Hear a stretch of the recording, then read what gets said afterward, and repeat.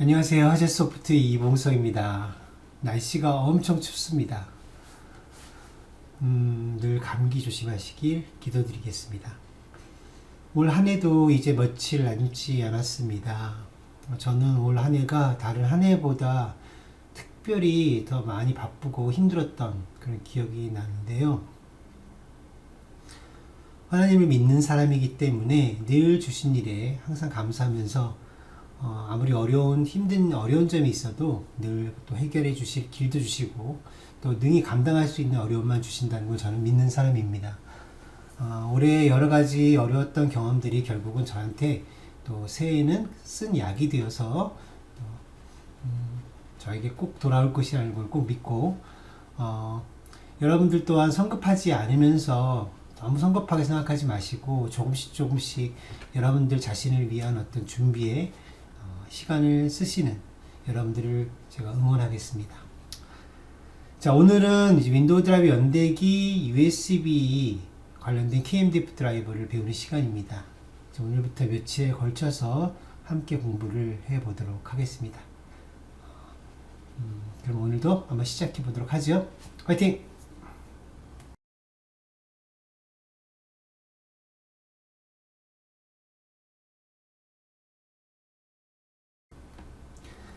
윈도우 드라이버 연대기 88편 KMDF 오늘은 IO 타겟 그리고 USB 드라이버 개발이라는 주제로 공부를 한번 해보도록 하겠습니다.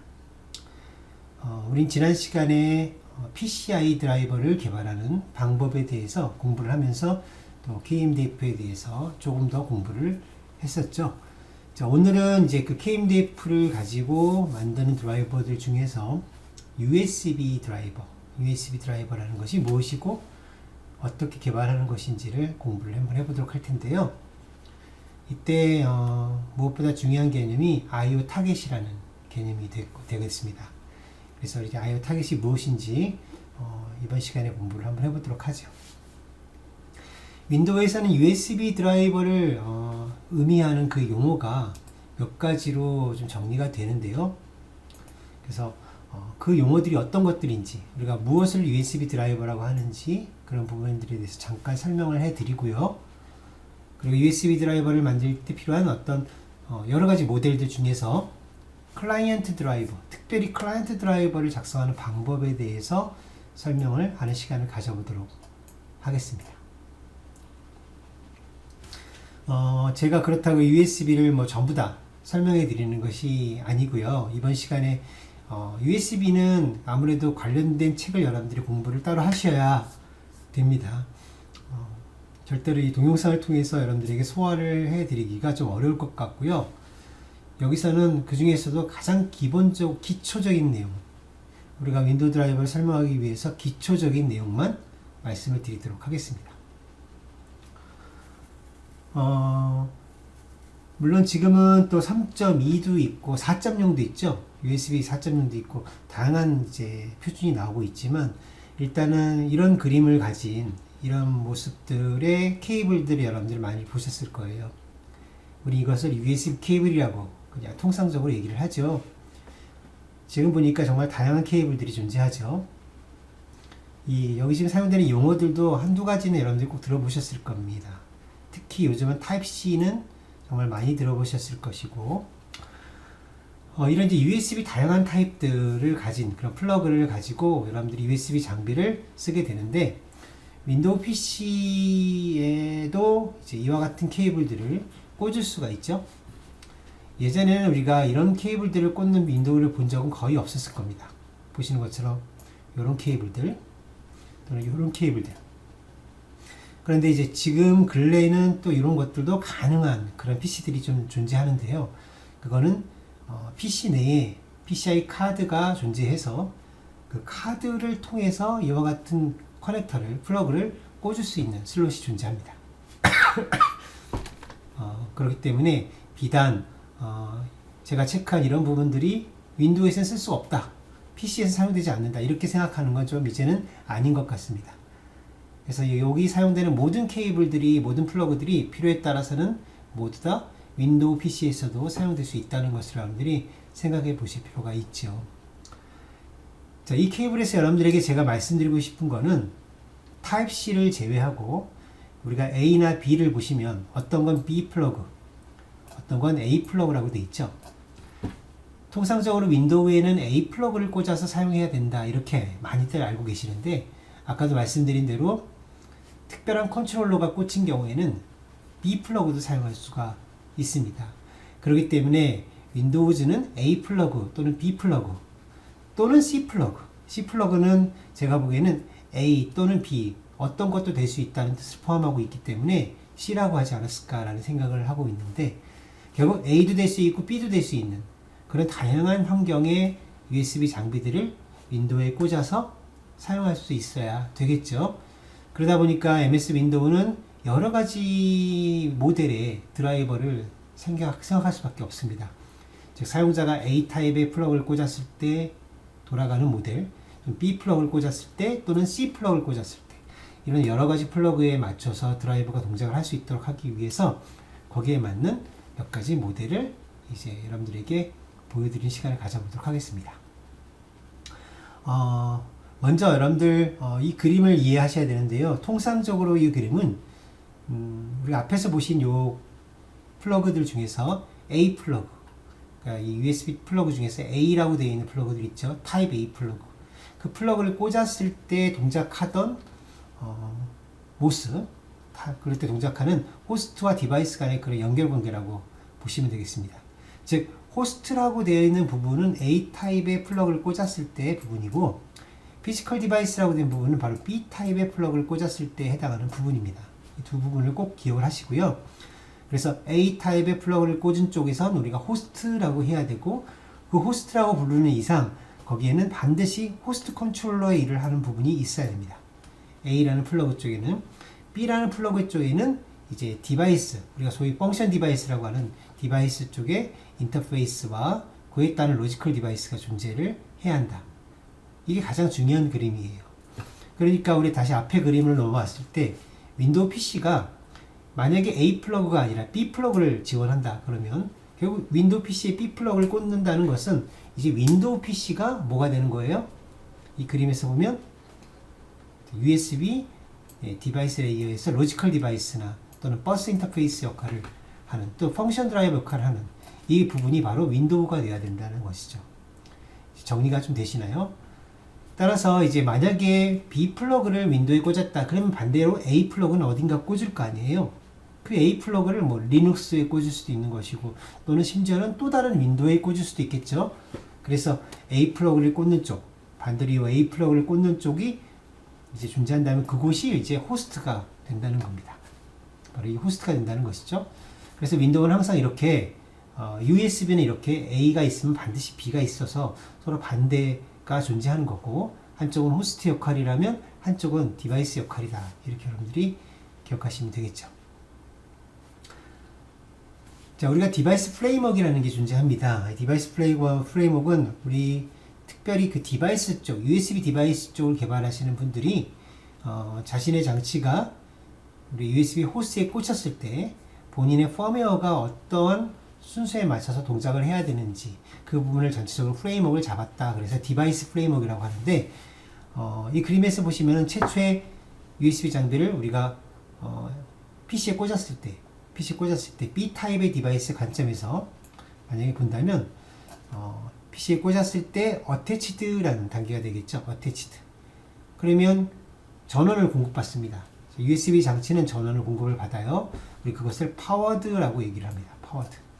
전원을 공급받은 상태에서 우리가 슈퍼스피드 이상을 지원하는 경우에는 내가 슈퍼스피드 이상으로 동작을 해야 될지 아니면 낮은 스피드로 동작을 해야 될지를 확인하는 네고시에이션을 거치기 위해서 몇 가지 핸드쉐이킹을 하게 됩니다. 그래서 호스트와 디바이스 간에 여기 보이시는 것처럼 far end receiver termination이라는 시그널을 검출하는 작업을 하게 되고 이게 만약에 검출이 되면 그러면 이제 우리가 슈퍼스피드급으로 넘어가서 통신을 할 수 있다는 얘기이기 때문에 거기에 맞는 속도로 통신이 가능한지를 검증하기 위한 링크 트레이닝 작업을 들어가게 되는 거죠. 그래서 링크 트레이닝 작업을 모두 마치고 나면 보시는 것처럼 디폴트 단계로 들어가면서 지금부터는 USB 장치가 호스트와 이제 연결되어서 디폴트 통신을 할 수 있다라는 그런 상황이 되는 거죠. 그 상태에서는 언제든지 필요하다면 서스펜드 들어갈 수가 있고요. 다시 또 디폴트로 나올 수가 있고요. 서스펜드 디폴트를 왔다 갔다 할 수 있는 단계는 바로 이렇게 디폴트 단계에 들어가서부터 시작이라고 보시면 되겠습니다. 이 상태로 이제 호스트 쪽에서는 A 쪽에서는 B 타입의 디바이스에게 적당한 USB 어드레스를 부여하게 되는데 우리가 어드레스 부여가 끝나면 어드레스 단계다라고 얘기를 하고요. 그 상태에서 마지막으로 컨피규어를 하게 됩니다. 컨피규어. USB 장비 안에 들어있는 그 엔드포인트들을 지금부터 사용할 거니까 이제 USB 장비가 정상적으로 동작을 해다오. 또 돌려서 얘기하자면 V버스를 통해서 공급한 이 전원을 지금부터 풀로 끄집어 끌어서 사용을 하십시오 라는 뜻으로 컨피규어드라는 과정으로 들어가게 되는데 이 컨피규어드를 우리는 셋업이라고 얘기할 수가 있고요. 그 셋업이 모두 완료되는 단계를 우리는 컨피규어드가 되었다라고 얘기를 합니다. 즉 이와 같은 어떤 프레임워크 아래에서 스테이트 다이어그램을 우리가 기억을 하시고 호스트와 디바이스는 서로 거기에 맞게 동작을 하는 거죠. 지금 디바이스가 어떤 상태인지 그에 따라서 호스트는 거기에 맞게 동작을 하는 것. 그것을 우리가 디바이스 프레임워크라고 부릅니다. 됐죠? 자, 제가 이제 USB에 대한 얘기를 많이 못하지만 아주 기본적이고 제일 중요한 부분만 제가 설명을 하고 넘어가려고 합니다. 그래야 오늘 이제 KMDF USB 드라이브를 설명해 드릴 수가 있거든요. 우리 이런 것들이 있습니다. 컨피규어드가 굉장히 중요한 개념인데 컨피규어드를 설명하기 위해서 제가 앞에서 이 컨피규어드라는 말을 설명하기 위해서는 이 그림을 이해하셔야 되는데 이거 이렇게 생각하시면 됩니다. USB 장비가 있어요. USB 장비를 제가 하나 드리겠습니다. 이런 USB 장비가 있습니다. 이 장비 안에는 지금 몇 가지 컨피그레이션이 존재합니다. 지금 이 그림에서는 세 가지 컨피그레이션이 존재한다. 이렇게 예를 들었어요. 그래서 여기 보면 number of configuration 3이라고 써 있죠? 자, 이런 내용들이 어디에 들어있냐면 디바이스 디스크립터라는 명세서에 들어갑니다. 그러니까 이 장비 안에는 디바이스 디스크립터가 존재하는데 그 디바이스 디스크립터를 읽어서 확인해 봤더니 num configuration이 3이라고 적혀 있다. 그것은 얘가 세 가지 컨피그레이션을 가지고 있다는 것이죠. 자, 그럼 그 중에서 어느 하나를 선택을 합니다. 그래서 이 그림에서는 세 가지 컨피그레이션 중에서 어느 하나를 선택을 했어요. 그게 컨피그레이션 A라고 가정을 해보겠습니다. B와 C도 존재하는데 B와 C는 이제 선택을 안 할 것이고 A만 선택을 하겠다 이런 얘기가 되는 거예요. 자, 이제 얘가 가진 이제 컨피그레이션 중에 A를 선택하겠다라고 딱 지정하고 나면 그 A에 해당하는 컨피그레이션 디스크립터가 바로 아래 보시는 이런 내용들이 되겠습니다. 그죠? 그래서 이 내용의 디스크립터를 읽어서 쭉 확인을 한 다음에 얘네들을 쓰겠어, 쓸 거야 라는 말을 실제로 보내는 작업을 우리는 set configuration이라고 합니다. set configuration. 자, 보세요. set configuration이라는 명령 보이시죠? 여기 set configuration. 야, 이 set configuration 명령에는 중요한 내용이 들어 있습니다. 앞에서 우리가 configured 되기 위해서 필요한 게 바로 set configuration이라는 명령어인데, 자, 내가 지금부터 이 configuration을 쓸 거야. 세 가지 중에 이 configuration 쓸 거야 라고 말을 해주는 것이고, 그 말에는 어떤 게 함축적으로 포함되어 있냐면 현재 그 configuration descriptor에 들어있는 인터페이스를 확인해 봤더니 보시는 것처럼 0번 인터페이스, 1번 인터페이스, 그리고 2번 인터페이스가 존재하더라. 이 세 개 인터페이스를 모두 다 쓸 거야. 그런데 그 각각의 인터페이스마다 alternative setting이라는 게 있어요. 즉 대체하는 걸 대체할 수 있는 대상들이 하나씩 존재하는데, 자, 만약에 아무것도 대체할 게 없는 경우에는 기본적으로 0번이라는 대체 인터페이스가 이렇게 존재합니다. 그러니까 기본적으로 모든 인터페이스는 대체 인터페이스가 하나씩 있는 거죠. 그게 0번입니다. 0번. 그래서 지금 보시니까 0번 인터페이스의 대체 인터페이스가 0번 하나, 1번에는 0번과 1번, 그리고 2번에는 0, 1, 2, 3, 4 이렇게 여러 가지 인터페이스가 존재할 수 있다는 거예요. 인터페이스 디스크립터가. 이 중에서 set configuration이라는 명령어는 어떤 뜻이냐면 각각의 인터페이스의 대체 인터페이스로서 0번을 선택할 테니 얘네들을 지금부터 사용할 수 있도록 준비를 해다오. 전원을 끌어서 사용해다오. 이런 뜻으로 명령어 주는 게 바로 set configuration이 되는 거예요. 자, 그래서 우리가 set configuration을 하고 났을 때 USB 장비 입장에서는 특별한 인터페이스, 그러니까 이 그림에서는 만약에 1번 인터페이스에 해당하는 걸 보시면은 1번 인터페이스에 몇 개의 대체 인터페이스가 있습니까? 2개가 있죠. 이 중에서 나는 0번이 아니라 1번이 사용이 돼야 할 것 같아요. 즉 0번이 아니고 1번 대체 인터페이스가 사용될 필요가 있다. 0번은 지금 쓸 거 아니다. 이런 뜻을 가지고 있을 수도 있잖아요. 그래서 그런 내용들을 호스트가 파악을 하고 호스트가 이후에 즉 set configuration을 이렇게 던진 이후에 뒤따라서 두 번째로 set interface라는 명령을 보낼 수가 있습니다. 이렇게 set interface라는 명령을 보낼 수 있습니다. 자, 이건 지금 오해 잘못된 부분이죠? 맞나요? 네, 잘못된 부분이죠. 이게 지금 10이라고 적혀 있어야 되겠죠? 자, 이거는 이렇게 써 있으면 이제 잘못됐다고 보였습니다. 10이 되겠습니다. 10. 그래서 즉 1번 디스크립 1번에 여기 1번이군요. 아, 죄송합니다. 1번에 1번이 되겠습니다. 그래서 1번에 1번을 쓰겠다. set interface라는 명령을 통해서 요 1번에 1번을 쓰겠다고 이렇게 대체 인터페이스를 변경하고 싶을 때, 그럴 때 우리는 set interface라는 명령을 쓰게 되는 거예요. 자, 정리 한번 해보겠습니다. 이 장비에는 여러 개의 컨피그레이션이 있습니다. 그 중에서 나는 컨피그레이션 하나를 지정합니다. 그것이 바로 set configuration인데요.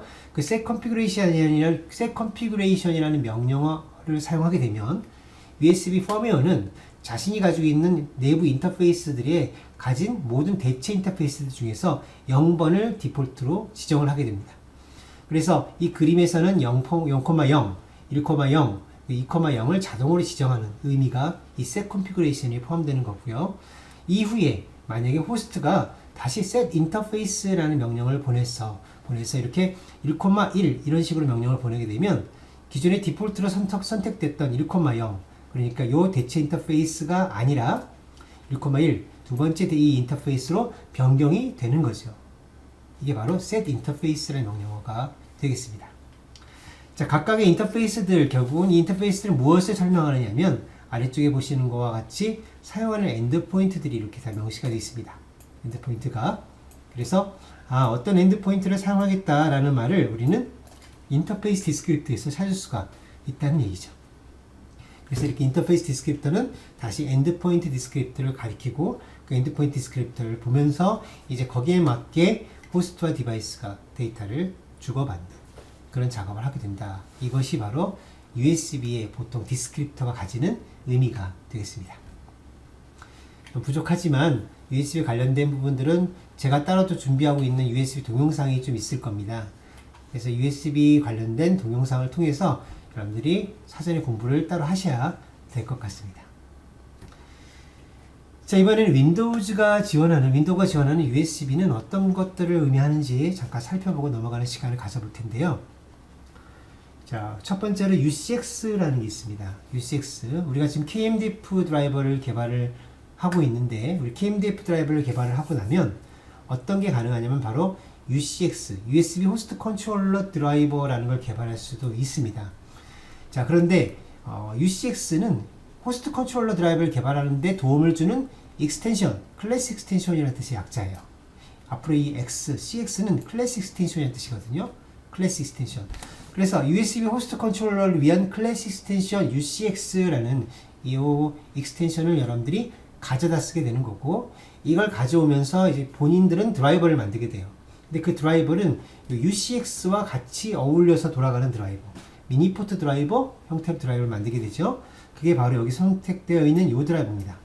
즉 제조사는 이렇게 My Host Controller.sys와 같은 드라이버를 만들면서 그 드라이버와 누구와 통신을 할 수 있도록 만들어요?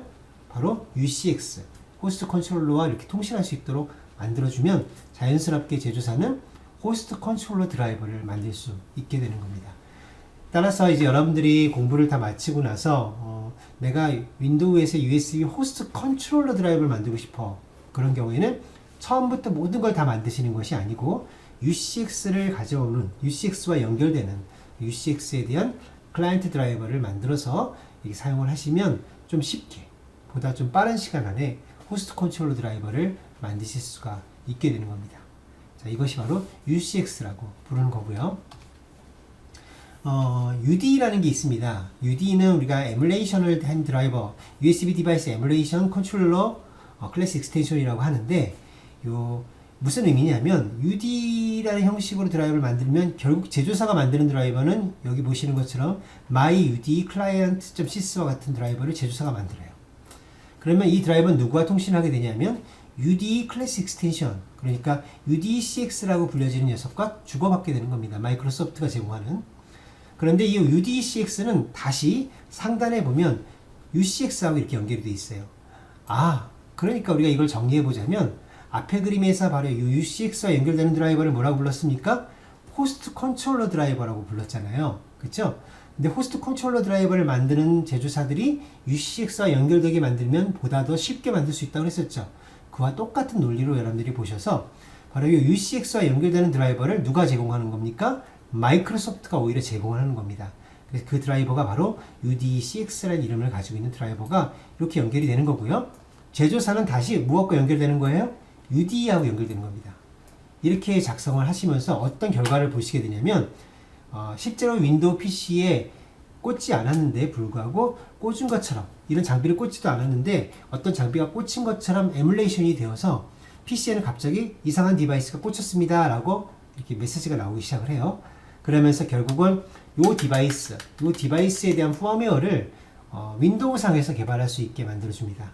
이 디바이스에 대한 펌웨어를. 그리고 우리가 UD 클라이언트 드라이버라고 불러요. 좀 다르게 또 돌려서 얘기하자면 여러분들이 만약에 USB 마우스 드라이버를 USB 마우스 장비가 있다고 쳐보겠습니다.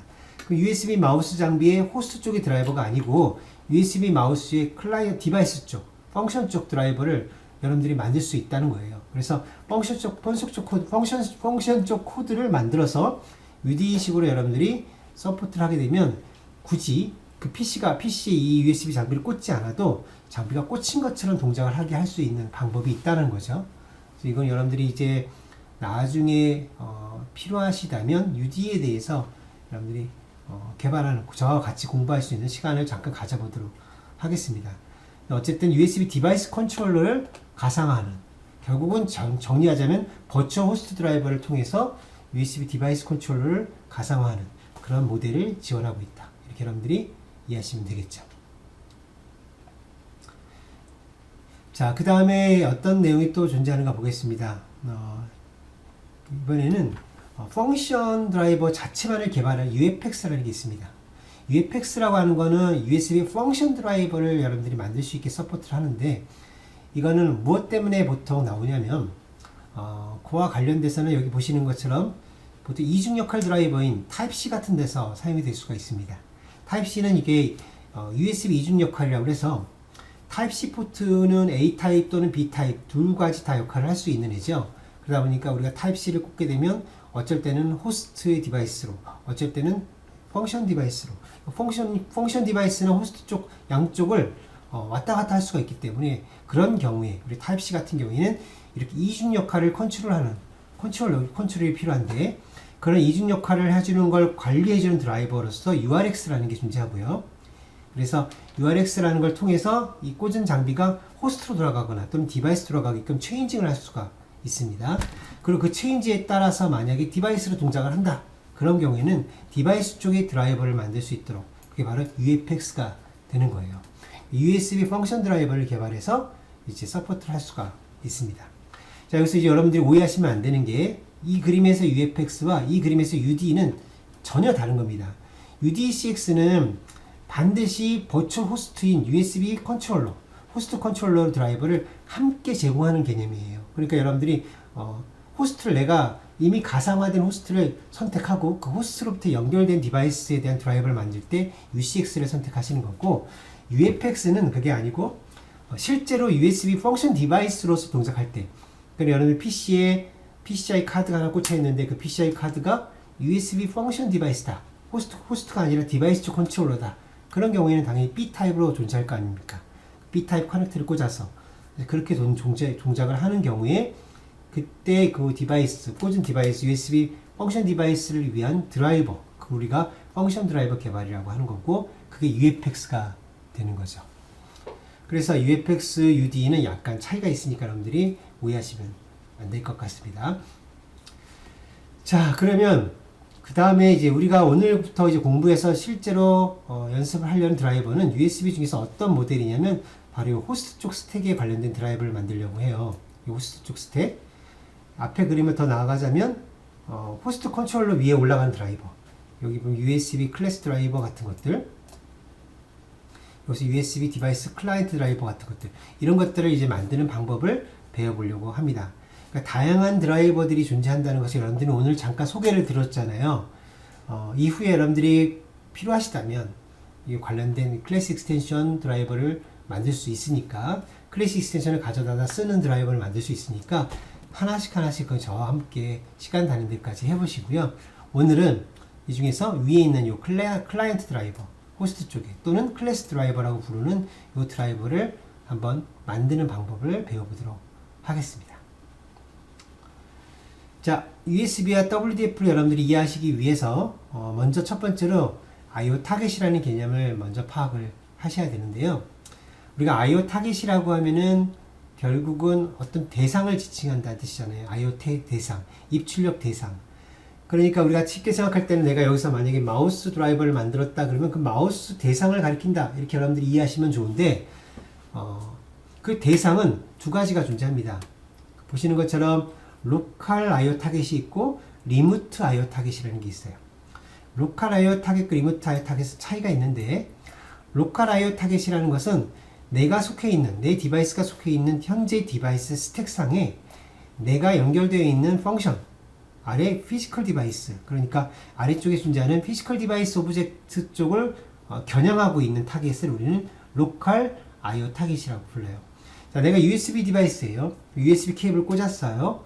그렇게 해서 형성된 디바이스 스택이라고 가정한다면, 여러분들이 펑션 드라이버라면 그때 여러분들이 말하는 IO 타겟은 누굴 가리키냐면 내가 속해 있는 디바이스 스택의 마지막, 즉 피지컬 디바이스 오브젝트를 만든 그 드라이버, 버스 드라이버와 연결이 되는 거죠. 그러니까 저는 만약에 제가 지금 내가 꽂은 이 USB 디바이스를 통해서 만들어진 디바이스 스택의 펑션 드라이버로서 동작을 한다 그러면, 나는 특별히 리모트 타겟이 필요한 게 아니라 그냥 현재 존재하는 로컬 IO 타겟을 쓰시면 그게 USB 버스와 통신을 하게 되는 거고요.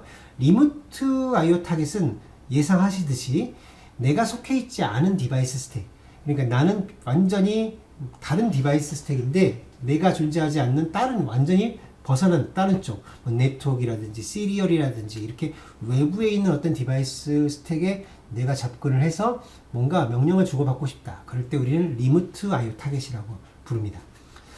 자, 우리가 WDF 프레임워크 안에서는 이렇게 IO 타겟이라는 개념이 존재하는데, 그 IO 타겟이 큰 그림에서는 내가 속해 있는 나의 드라이버 영역 안에서 존재합니다.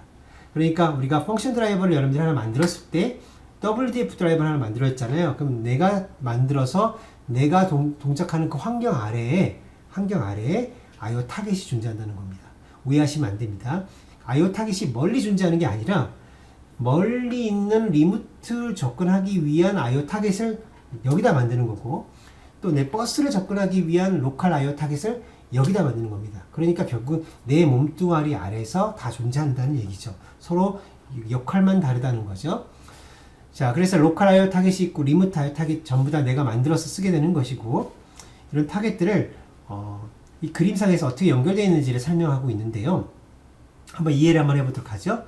자, 1번 필터 드라이버 쪽에서 IRP를 보냈습니다. 그러면 우리 펑션 드라이버가 그 IRP를 받았잖아요. 근데 우리 KMDF 프레임워크, KMDF 형식으로 드라이버를 만들었다면, WDF 형식이라면 IRP를 받아서 2번, 이 IRP가 WDF 리퀘스트 형식으로 바뀌게 되죠.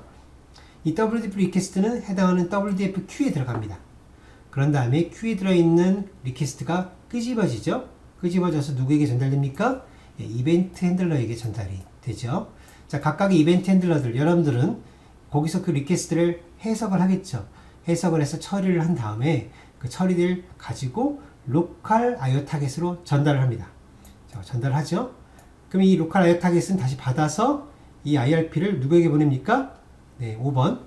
그래서 피지컬 디바이스 오브젝트 쪽으로 보내게 되는 거죠. 자, 그러니까 내가 IRP를 받아서 결국 IRP를 다시 아래로 보내는 이 작업, 2번과 5번을 여러분들이 잘 보시면 내가 받은 IRP를 다시 5번으로 전송을 되돌리고 있죠. 버스한테 보내고 있지 않습니까? 그 작업이 WDF 그림 안에서는 이렇게 이루어진다는 거죠.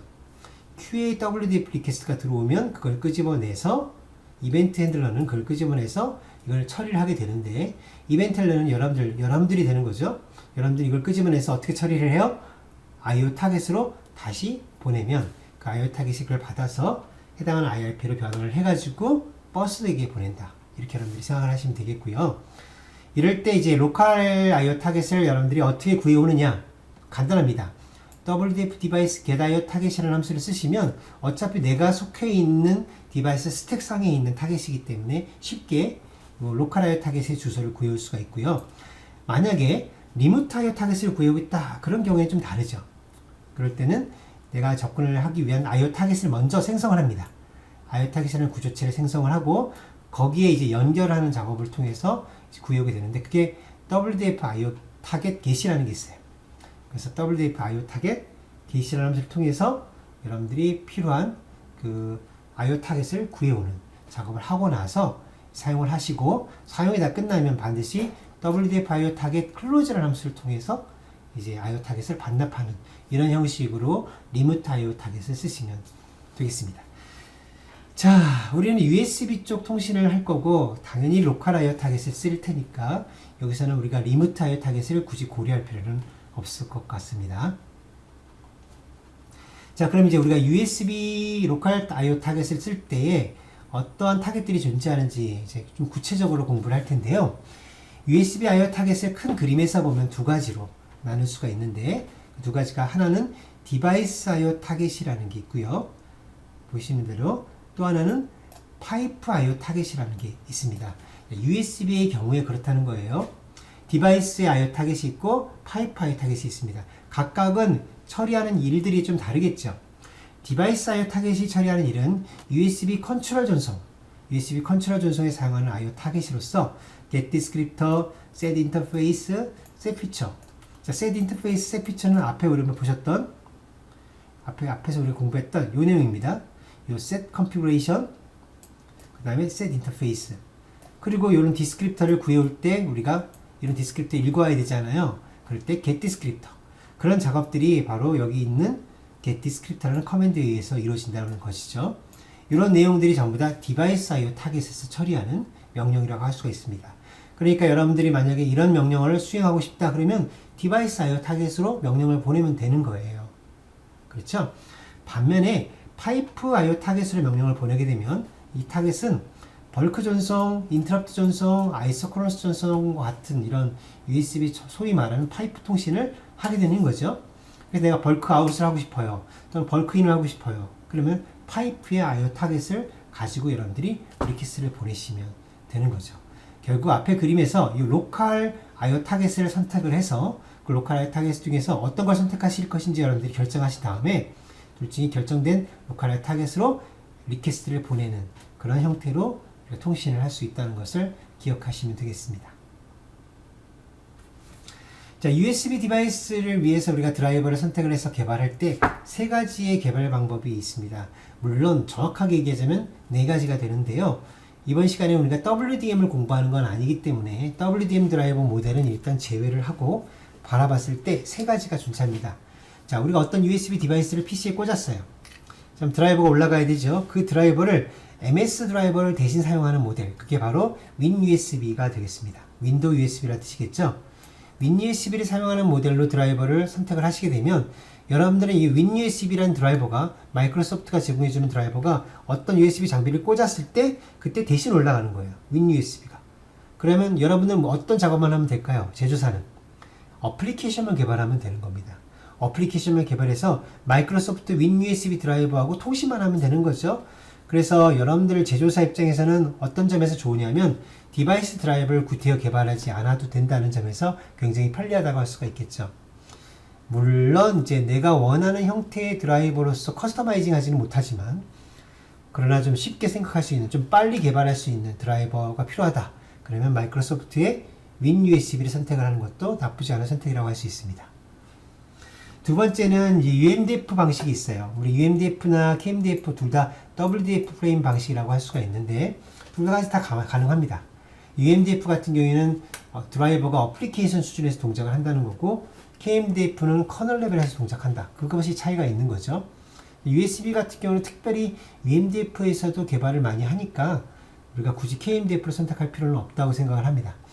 반면에 PCI 드라이버는 그래도 KMDF에서 개발을 많이 하고 있지만, 왜냐하면 인터럽트 핸들링을 하는 게 보다 더 신속해야 되다 보니까 하드웨어 인터럽트를 빨리 처리하기 위해서. 그런데 USB는 그런 인터럽트 같은 게 존재하지 않으니까 UMDF로도 개발하는 것도 크게 나쁘지 않다고 할 수가 있습니다. 자, USB I/O 타겟을 사용한다는 것은 어떤 의미일까요? 자, USB I/O 타겟을 여러분들이 이제 선택해서 사용한다는 것은 세 가지로 정리할 수가 있습니다. 하나는 USB 디바이스와 관련된 작업이 가능해야 합니다. 우리가 I/O 타겟 선택한다는 것은 USB 디바이스하고 관련된 작업이 가능해야 된다는 얘기고, 다음에 USB 인터페이스와 관련된 작업도 가능해야 됩니다. USB 인터페이스라는 개념으로도 작업이 가능해야 되고요. 그리고 USB 파이프라는 개념으로 작업이 가능해야 됩니다. 이런 내용들이 가능해야 된다는 것을 여러분들이 이해를 하시기 위해서는 아무래도 USB 관련된 서적이나 책을 통해서 또 인터넷을 통해서 기본적인 USB 공부를 하신 분들이 이제 이 부분을 보셔야만 큰 어려움이 없습니다. 지금 당장 제가 뭐 인터페이스가 어떻게 되고 파이프가 어쩌고 이렇게 설명을 막 해도 이게 여러분들은 잘 안 들을 수가 있거든요. 다시 한번 말씀드리지만 이 나머지 부분을 여러분들이 보시기 위해서는 먼저 사전에 USB가 뭔지는 알고 계셔야 되고, 또 최소한 USB 관련된 책을 한 번 이상은 좀 보신 분들이 보셔야만, 이 동영상을 보셔야만 이 부분을 이해하실 수가 있다는 걸 꼭 다시 한번 명심을 하시기 바랍니다. 자, 그러면 이제 우리가 앞으로 여러분들과 제가 같이 만들어서 꼭 연습해 볼 USB 클라이언트 드라이버, 호스트상에 동작하는 USB 클라이언트 드라이버는 어떤 함수들을 사용하게 되는지를 여러분들이 아셔야 되겠죠. 이 함수들이 오른쪽에 보시면 이렇게 쭉 나열되어 있습니다. 관련된 함수들만 제가 나열을 했어요. 그래서 이 함수들이 어떤 거와 관련된 함수들이냐면 바로 USB 디바이스와 관련된 작업이다 라는 얘기예요. USB 디바이스 보이시죠? USB 디바이스와 관련된 작업이라는 것은 왼쪽에 보시는 이런 작업들이 존재합니다. 자, 프레임워크 USB 디바이스 오브젝트를 생성하는 작업, USB 디바이스 오브젝트를 생성하는 작업, 내가 선택해서 컨피그레이션을 사용할 때 내가 선택하는 작업, 그리고 디바이스에 대한 여러 가지 정보를 얻는 작업, 그 다음에 스트링 문자열 정보를 얻는 작업. 이건 이제 USB 디바이스 안에 들어있는 문자열 디스크립터라는 게 있는데 그걸 얻는 방법. 그 다음에 제어 전송, 컨트롤 전송을 할 수 있는 그런 방법. 그리고 디바이스가 허브에 연결됐다고 했을 때 연결된 허브의 포트를 제어할 수도 있어야 되거든요. 허브 포트를 제어하는 기능. 그리고 디바이스 쪽으로 URB 명령을 보낼 수 있는 기능. 뭐 이렇게 정리를 할 수가 있습니다. 이게 USB 디바이스와 관련된 작업이라고 할 수가 있고, 이런 작업들을 하기 위해서 오른쪽에 있는 함수들이 선택되셔야 된다는 것이죠. 그래서 이런 부분들은 이후에 저랑 다음 시간부터 우리가 구체적으로 함수를 골라서 써보면서 USB 통신을 하려고 할 텐데, 그때에 이제 좀 더 자세하게 설명을 드리도록 하겠습니다. USB 인터페이스와 관련된 작업이라는 건 어떤 작업이 존재할 수 있을까요? USB 인터페이스와 관련된 작업이라는 건 크게 두 가지가 되는데요. 인터페이스 정보를 얻는 작업, 그리고 내가 아까 말씀드렸던 얼터내티브 세팅이 존재하죠. 특정 인터페이스에 속해 있는 얼터내티브 세팅을 선택할 수 있는 그런 방법, 그런 작업들이 바로 USB 인터페이스와 관련된 작업이라고 할 수가 있고, 이런 작업들과 관련된 함수들은 오른쪽에 있는 함수들이 여기에 해당한다라는 것을 아실 수가 있습니다. 특히 맨 마지막에 WDF USB 인터페이스 셀렉트 세팅이라고 되어 있죠. 이게 얼터내티브 세팅을 선택하는 그런 방법에 사용하는 함수라는 것을 이 함수 이름을 통해서도 짐작할 수가 있습니다. 자, 마지막으로 USB 파이프와 관련된 작업만 우리가 살펴보고 끝내도록 하겠습니다. USB 파이프와 관련된 작업들은 자, 구체적인 파이프 정보를 얻는 작업, 파이프를 통해서 데이터를 읽거나 또는 파이프로 데이터를 기록할 수 있는 작업이 필요하겠죠. 결국 실제 통신하는 작업이 되겠고요. 동작하는 파이프의 동작을 잠깐 멈추거나 또는 리셋을 할 수 있는 그런 방법도 있어야 되겠고, 파이프로 URB를 보낼 수 있는 작업이 필요합니다. 제가 URB라는 말이 앞에서도 잠깐 나왔었는데, URB라는 것은 USB 리퀘스트 블럭의 약자입니다. 그래서 우리가 USB 통신을 하기 위한 기본적인 요청서라고 생각하시면 되는 거고요. 요청서가 작성이 돼야만 그 요청서를 통해서 USB 통신을 우리가 스케줄링을 할 수가 있습니다. 그러니까 USB 통신을 내가 요청을 하기 위해서는 스케줄링이라는 개념을 통해서 접수를 하게 되는데, 그 스케줄링 작업을 하려면 반드시 URB가 있어야 된다는 얘기가 되는 거고요. 마지막으로 어떤 에러가 발생했을 때 그런 에러들을 다룰 수 있어야 합니다. 이거와 관련된 함수들은 되게 다양한 상황들이 존재할 수 있어서 제가 여기서 생략을 했고요. 나머지 부분과 관련된 파이프 관련된 함수들도 이렇게 나열이 되어 있어요. 이걸 통해서 파이프 데이터 통신을 할 때는 어떤 식으로 하게 되는지, 쓰고 읽을 때는 어떻게 쓰는지, 어떻게 읽는지 그런 내용들을 저랑 함께 다음 시간부터 하나씩 우리가 한번 연습을 해보도록 하겠습니다. 자, 오늘은 USB와 관련된 윈도우즈가 USB와 관련된 드라이버 모델들을 어떤 식으로 지원하고 있는지를 살펴봤고요. 그 중에서 특별히 호스상에 우리가 A 타입으로 꽂았을 때 존재하는 호스상의 클라이언트 드라이버를 어떻게 개발할 수 있는지, 우리가 WDF 프레임워크 기반 아래서 개발하는 방법을 이제 공부를 하도록 이제 스타트를 했습니다. 이제 하나씩 다음 시간부터 이제 함수들을 배워가면서 실습도 간간히 하면서 이제 구체화하도록 하겠습니다. 제가 오늘 아침에 좀 피곤하네요. 자꾸 눈이 졸려가지고 잠이 좀 부족한가 봅니다. 제가 잠 좀 푹 자고 또 다음에 또 좋은 강의로 여러분들 찾아뵙도록 하겠습니다. 감사합니다. 하지소프트 이봉석이었습니다.